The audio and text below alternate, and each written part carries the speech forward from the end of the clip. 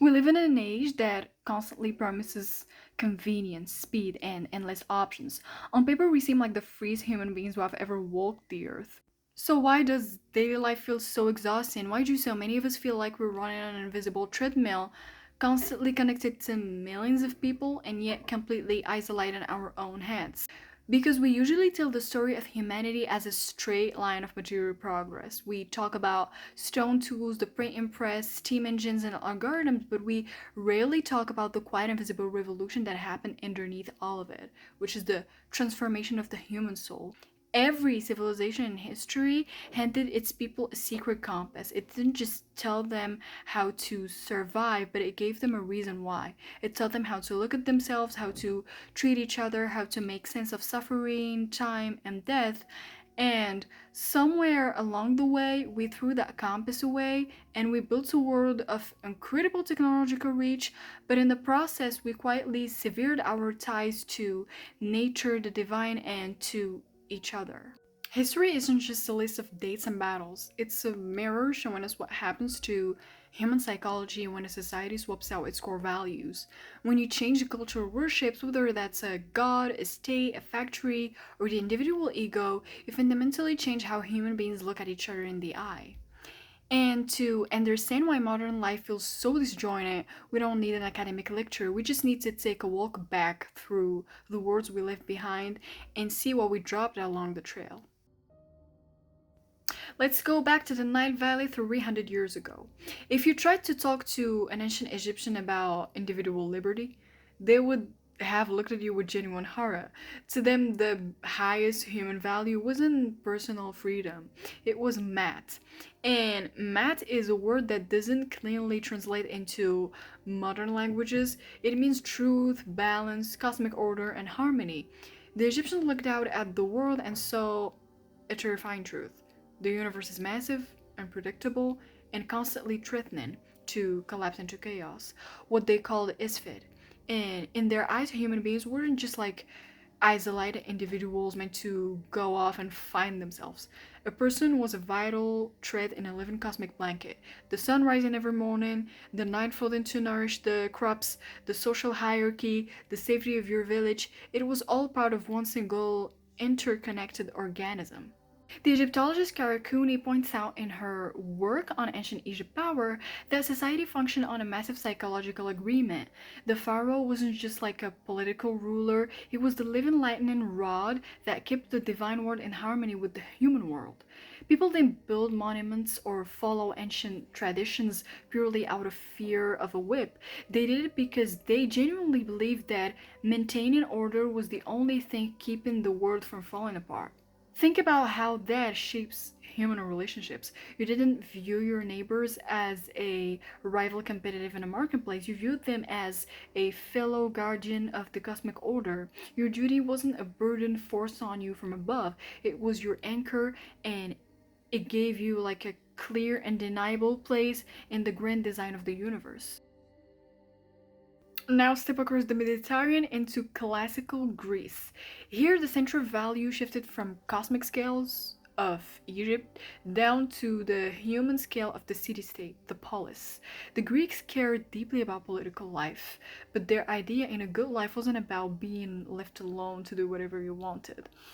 To a Greek citizen in Athens, the supreme value was civic virtue and public participation. To be a fully realized human being meant belonging to a community and actively taking responsibility for it.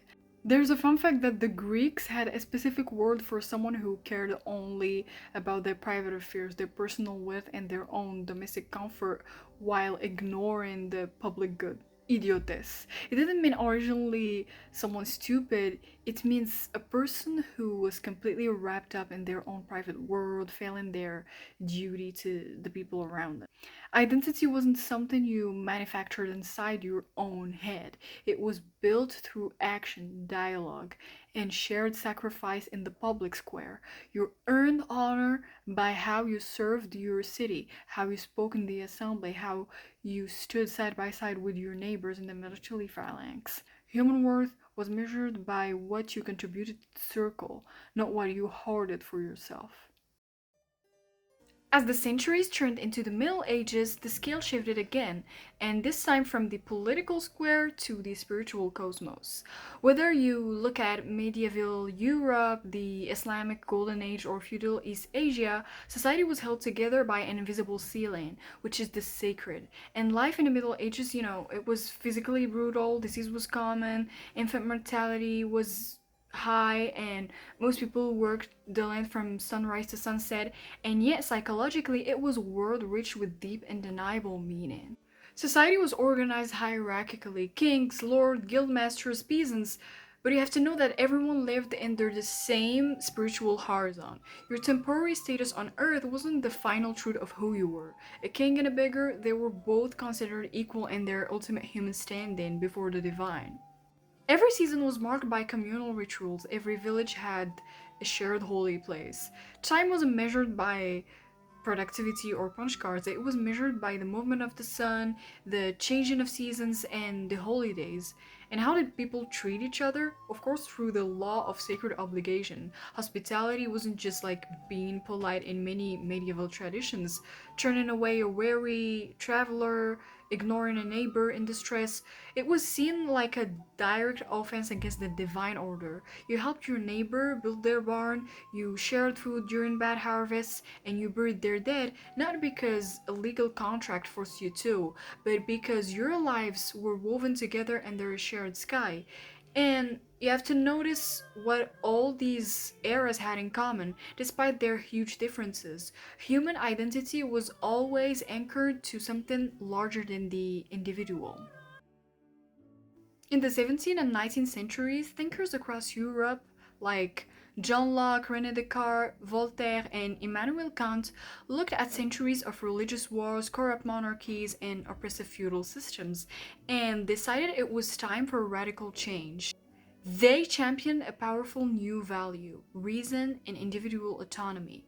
Immanuel Kant summarized the spirit of the era in a simple phrase: sapere aude, dare to know. Stop accepting things just because an institution, a king, or an ancient tradition told you to. Use your own mind and think for yourself. John Locke made an argument that transformed global politics. Human beings aren't born as property of kings or subject of a state. Every individual possesses natural rights: life, liberty, and property, simply by virtue of being born human.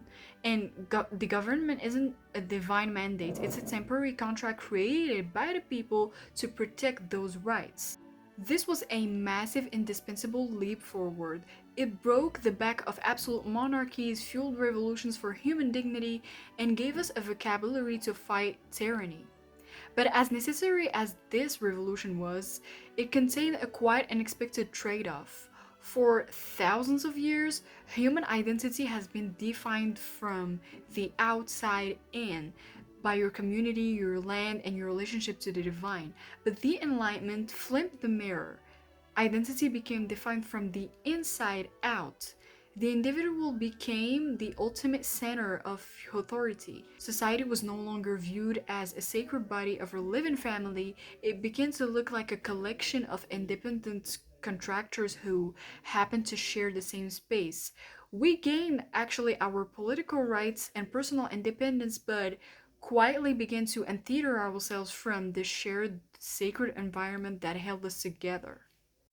If the Enlightenment gave the individual an intellectual voice, the Industrial Age gave the individual a clock. As rural villages emptied out and massive industrial cities grew, human life was systematically re-engineered around a new supreme value: efficiency, output, and material progress. For the first time in human history, the primary rhythm of daily life was detached from nature. You no longer woke up with the sun or worked according to the season, you woke up to a factory whistle and worked according to the rigid ticking of an industrial clock. Nature was no longer seen as a living sacred presence to be respected. It became a warehouse of raw materials waiting to be extracted and converted into capital. And what happened to human beings in this shift? We risk becoming component parts of the machine itself. Value was increasingly tied to productivity. How much do you produce? How fast do you work? How efficiently can you fit into the vast economic engine of the state? To be clear, this era produced astounding material achievements. It laid thousands of miles of railways, built modern medicine, constructed giant cities, and lifted millions out of extreme physical poverty.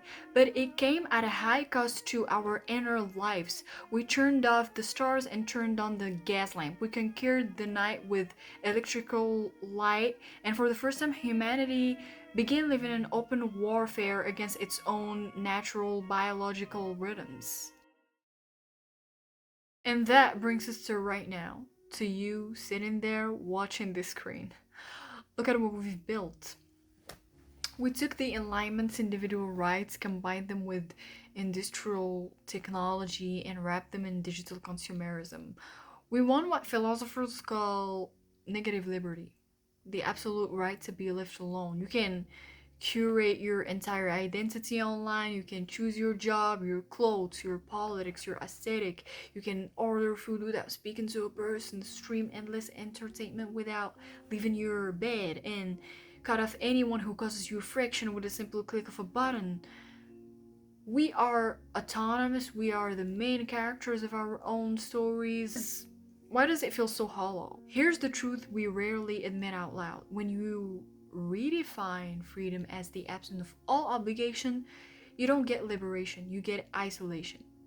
When you sever human beings from nature, we forget our biological rhythms. We replace sunlight with blue light, movement with sitting, and organic community with algorithmic validation. When you sever human beings from the divine, from any sense of higher moral law or sacred reality beyond our own egos, everything becomes transactional. Relationships becomes transactional. We start saying, what does this person bring to my brand?